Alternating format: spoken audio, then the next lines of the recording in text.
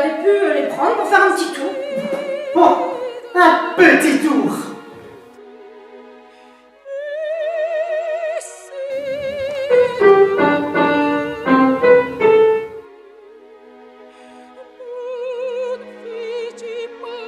On dirait que je dérange. Non, pas du tout, non. Quand j'avais 12 ans, mes parents m'ont inscrit au théâtre. C'était pas ma volonté, je savais pas ce que c'était, on m'a inscrit au théâtre. Et puis voilà, j'ai fait du théâtre à peu près jusqu'à mes 18 ans, c'était vraiment un grand plaisir. Mais autant être sur le plateau, comme je le dis souvent, c'est pas vraiment faire du théâtre vraiment qui me plaît, c'est vraiment être dans cette ambiance de plateau. J'ai réussi à trouver un petit peu de temps en classe préparatoire pour faire du théâtre, mais c'était très léger. Là où j'ai vraiment commencé, c'est en école d'ingénieur. Et je dirais que comme beaucoup de mes collègues à ce moment-là, on a appris sur le tas. Et je n'ai pas suivi de cours ou quoi que ce soit. On s'est dit, tiens, on va faire une pièce. Et on s'est lancé comme ça, hein, allons-y, on va voir ce que ça donne. Et puis ça nous a plu, quoi, tout simplement. Donc... Il y a de cela 10 ans à peu près, dans le cadre de l'école de mes enfants, il fallait trouver une façon originale de gagner un peu d'argent. Et mes parents qui avaient joué Les Misérables lors de vacances, du coup ils m'ont dit mais pourquoi tu joues pas Les Misérables? Donc on a mis ça en place avec des parents et des enfants. Personne n'avait jamais fait de théâtre et on s'est retrouvés avec 50 personnes sur scène, 25 enfants, 25 adultes. Et ça a été vraiment une expérience incroyable. Vraiment une expérience humaine, on entend souvent ce mot-là, mais là, pour le coup, c'était vraiment ça. Pendant 1 an, on a vécu tous les mardis soirs ensemble, on a construit le truc. Le succès a été comme je le rêvais. En fait, moi, j'avais mes images dans ma tête et ça s'est passé comme je l'avais rêvé. Et puis, je me suis remis au théâtre et j'ai fait 2 ans avec Robert Joubin à la MJC de Kerfeunteun.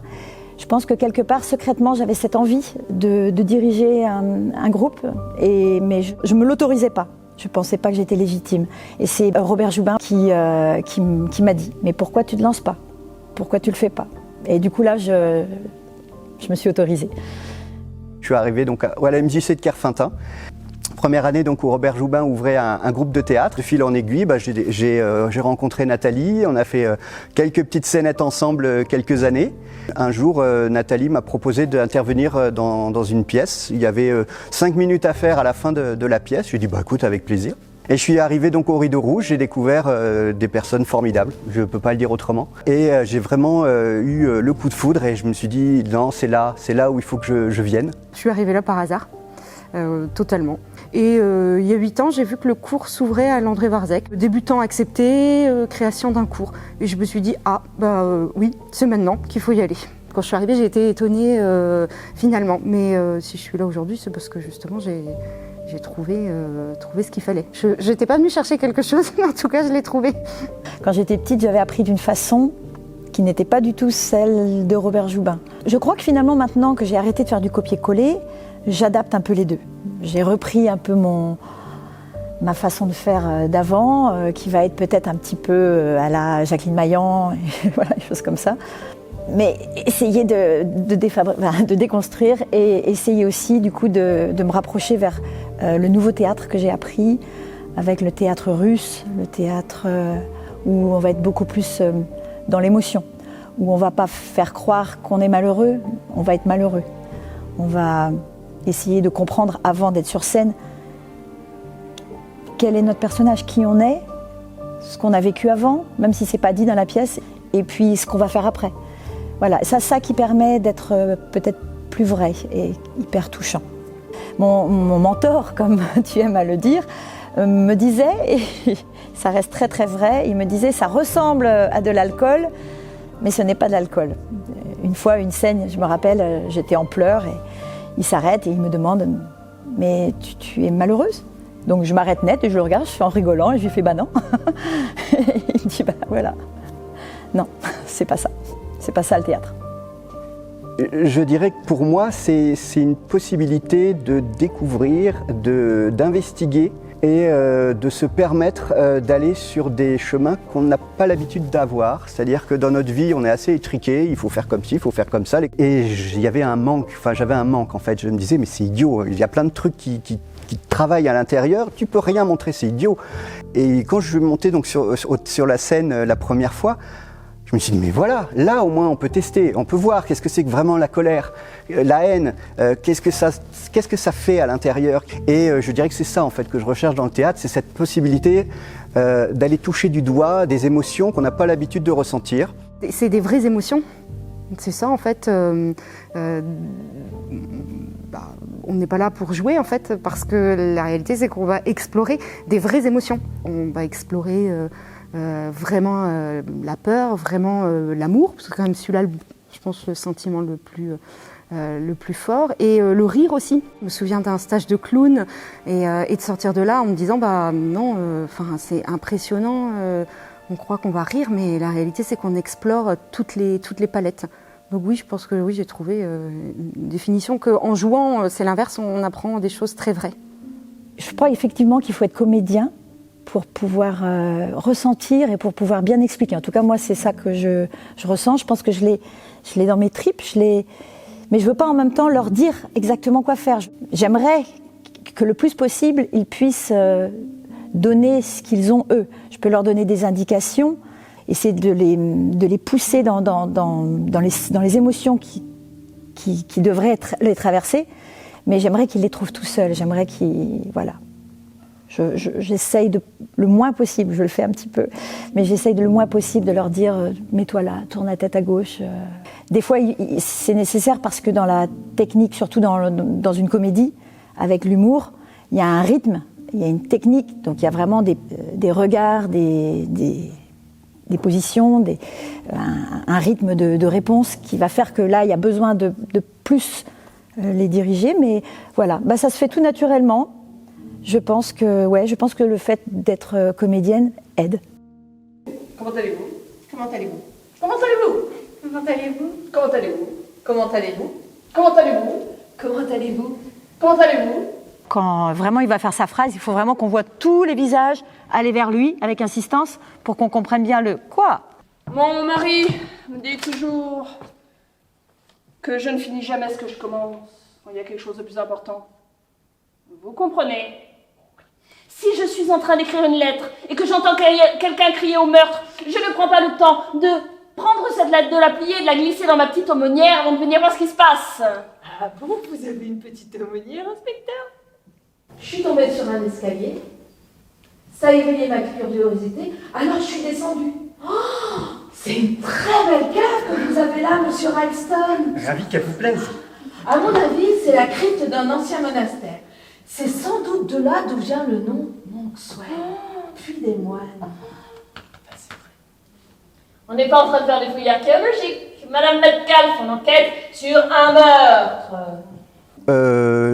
Pour moi, le théâtre, c'est un travail d'équipe. C'est d'ailleurs ce que j'ai adoré avec Rideau Rouge, c'est qu'on est une équipe. C'est pas une somme d'égos qui jouent ensemble et qui essaient de se mettre en évidence l'un par rapport aux autres. Là, on est une équipe. Il n'y a pas de plus ou de moins. On joue tous ensemble et c'est ça qui est formidable. C'est vrai que j'appelle ça un groupe depuis un moment, mais cette année, on peut dire une troupe. Puisqu'en plus, on a décidé de tourner La Souricière sur plusieurs dates. Et puis voilà, on va essayer de passer dans différentes villes. Donc oui, il y a un côté troupe.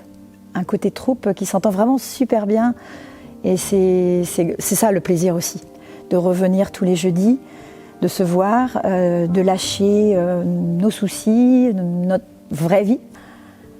Cette possibilité d'être quelqu'un, de faire des choses qu'on n'oserait jamais faire dans la vie, mais sous le couvert d'être quelqu'un d'autre, de pouvoir les faire en fait. Ça c'est mon plaisir personnel, et je pense que ça doit être celui de certains comédiens quand même aussi. Et puis ce que j'aimerais leur apporter, au public comme aux comédiens, du plaisir, tout simplement. Du plaisir à être ensemble, de la joie. Dans la vie personnelle, oui, évidemment. Je pense que ça permet de prendre un aplomb. On se connaît, on sait les choses qui nous transportent un peu trop vite. ou des choses qu'il faut vraiment forcer pour les faire sortir. Donc du coup, on sait que la colère, par exemple, je prends cet exemple, peuvent sortir assez facilement. Donc on apprend à la maîtriser, à la contrôler. Ce que j'aime beaucoup, en fait, ce que j'ai découvert dans le théâtre, enfin, que j'ai pas découvert, mais que j'ai pu développer vraiment, c'est l'art de l'absurde et puis du kafkaïen.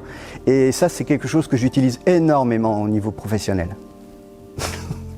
Je reste moi, mais c'est sûr que d'explorer et de tester tous ces sentiments, cette énergie, et dans les interactions qu'on peut avoir les uns avec les autres, c'est vrai que je vois que déjà d'une, j'ai une belle énergie, je suis capable d'aimer beaucoup, de partager plein de choses. Donc je pense que des qualités ou des traits de caractère qui étaient là se sont quand même bien développés et ont pris le dessus, quoi. La joie, enfin plein de choses. Ouais. Moi, je dirais que le théâtre, c'est un espace de liberté aujourd'hui. C'est peut-être un des rares qui nous reste, où on peut se permettre d'exprimer énormément de choses. Quand on va voir des choses un petit peu anciennes, voire même qu'on peut se dire tiens c'est désuet, on va voir Tchekhov, on va voir, enfin voilà. Et quand on sort de là, on se dit mais qu'est-ce que c'est actuel ? Et le message, qu'est-ce qu'il est vrai ? Et des fois on est bouleversé par ce qui se passe devant nous, parce que déjà d'une ça nous parle, et même quand ça nous parle pas, c'est ce que je disais encore tout à l'heure, c'est tellement vrai. C'est étonnant de se dire que ce qui se passe sur une scène qui est totalement jouée, et c'est tellement vrai que ça colle très bien à la vie et c'est très instructif. Moi, j'aime bien cet éclectisme, en fait, pouvoir basculer d'un tragédie surjoué peut-être à la version théâtre français, et puis et d'un autre côté, une pièce comme La Souricière qui est vraiment très humaine dans sa façon d'approcher. Moi, c'est ça que j'aime, en fait, c'est pouvoir toucher plusieurs choses.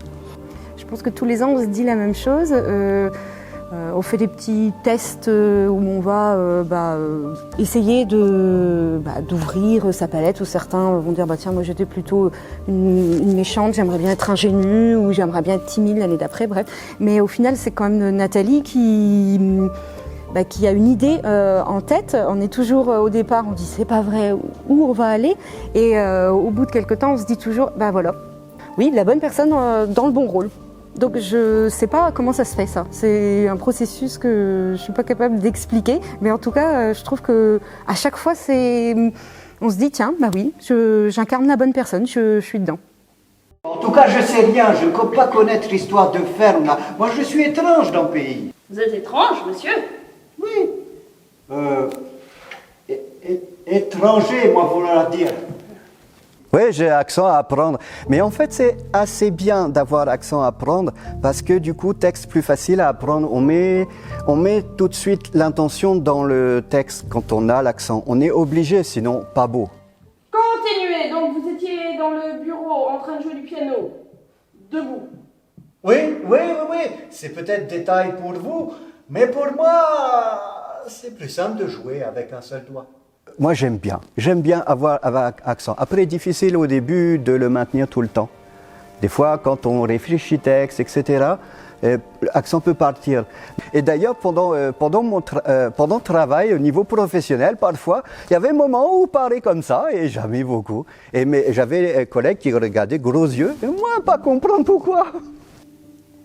Profiter de l'instant présent. Profiter de l'instant présent. Seize the day, je crois qu'on dit en anglais. Continuer à faire vivre le théâtre, c'est tout. Que tout ce qui est collectivité puisse continuer à maintenir ce formidable outil et média d'humanité. C'est tout ce que je demande. C'est peut-être énorme, mais c'est vous. Je crois qu'il faut y aller en fait. Il faut savoir... Moi, c'est un pur hasard. Comme je le disais, j'ai pas baigné là-dedans. Mais ça doit pas être un hasard si je suis arrivée là. Donc, il faut écouter les signaux et que ce soit aujourd'hui du théâtre ou par le chant ou par plein d'autres manières, de la danse. C'est vrai que sortir des fois de sa zone de confort, même peut-être de son éducation, enfin de ce qu'on a eu l'habitude de faire, c'est toujours c'est même pas une histoire de challenge, mais on se découvre.